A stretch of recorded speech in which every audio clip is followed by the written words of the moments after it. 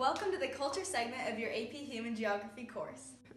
Culture is defined by multiple things.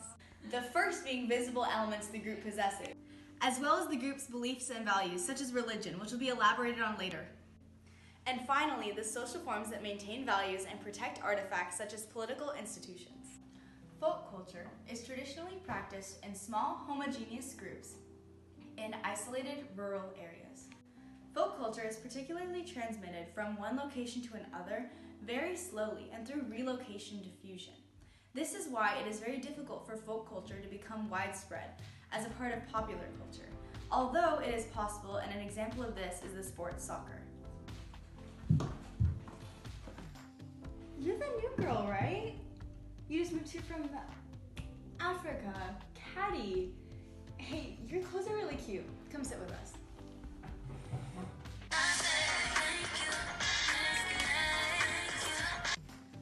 Popular culture is traditionally practiced in large heterogeneous groups and share habits, although they have differentiating personal characteristics. Popular culture typically diffuses through the use of hierarchical diffusion, spreading extensively from hertz or nodes, which is helped by the use of modern communications. Hey guys, it's me, Regina. Remember that tomorrow on Wednesdays we wear pink. One of the most vital parts of understanding culture within AP Human Geography is understanding the differences between folk and popular culture, as well as the relationship between them. One of the ways that folk and popular culture interact is through assimilation. Assimilation is when one gives up all aspects of their folk culture in order to acclimate to the popular culture of their new area. Another being acculturation. Acculturation is when one holds on to some aspects of their folk culture, however adjusting some of it to adjust to the popular culture. An example of this is changing folk culture to have a little bit of a popular culture spin on it. If you walk around an airport, you will see people arriving from different destinations around the world. These people have different ethnicities, races, and nationalities. But what exactly are the definitions of these terms? A person's ethnicity is their identity with a group of people who share the same cultural traditions from a particular place, a hearth, or origin. A person's race is their identity with a group of people who share a perceived physiological trait. This is mainly based off of their skin color. A person's nationality is their identity with a group of people who share legal attachment to a particular country. For example, a person can be Chinese, Italian, American, or Indian. A multi-ethnic state is a state that's comprised of more than one ethnicity. For example, Yugoslavia. A multi-ethnic state can be problematic due to ethnic rivalries that might arise in regions that contain more than one ethnicity. Any problems or conflicts that occur within a state that pulls people apart is called a centrifugal force. Centrifugal forces lead to ethnic cleansing or genocide. Ethnic cleansing being the mass expulsion of a group of people outside of a region in a country due to their ethnicity and religious bias. Ethnic cleansing once occurred in Kosovo after the breakup of Yugoslavia. The minority group, the Serbs, forced out the majority, the Albanians, and forced them on a migration into their own homeland, Albania. In this map of Yugoslavia, you can see how the Serbs forced more than 800,000 of Kosovo's Albanian residents from their homes to camps in Albania. Language is being perceived as a difficult subject compared to other subjects. Now think about it. Language is a system of communication through speech, a collection of sounds a group of people understand to have the same meaning. Language is an important part of culture. Language is classified 5 main ways. Institutional language is used in education, work, mass media, and government. Official language is used by the government for laws, reports, and public objects, such as road signs, money, and stamps.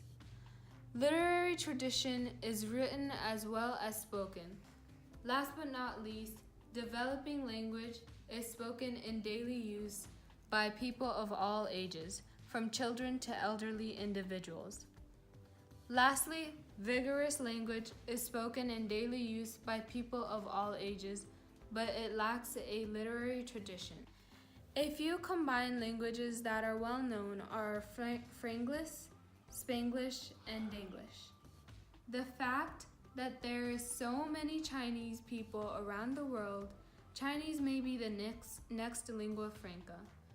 A dialect is a regional variation of a language distinguished by distinctive vocabulary, spelling, and pronunciation. A subdialect is a subdivision of a dialect. Migration, increased interactions, and other globalization processes have resulted in a strengthening of standard languages and suppression of dialects. Governments have long promoted the designation of a single dialect as the official or standard language in order to promote cultural unity. There are many types of language families. A few of them are Southeast Asia language families, East Asia language families, African language families, and American other language family.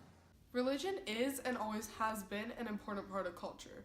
There are two different types of religion, universalizing and ethnic. Universalizing religion means that the religion is not confined to people in one place and aims to reach out to people in multiple places and get a worldwide view.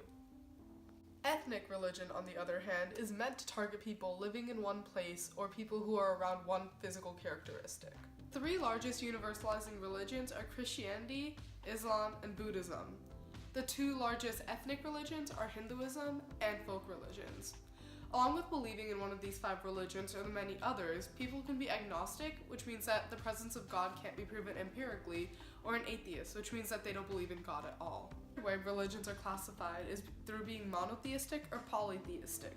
Monotheistic means that they only believe in one God, such as Christianity and Islam, while polytheistic means that they believe in multiple gods, such as Hinduism. Most universalizing religions, such as Christianity, Islam, and Buddhism, have clear origins, with Christianity and Islam being in Southwest Asia and Buddhism being in Nepal. On the other hand, ethnic religions, such as Hinduism, do not generally have clear origin. Places of worship, where they're located, and how they have diffused can speak volumes about how important religion is to a community. For example, if a place of worship is located in the center of a town, you can tell that town must generally be based around a religion.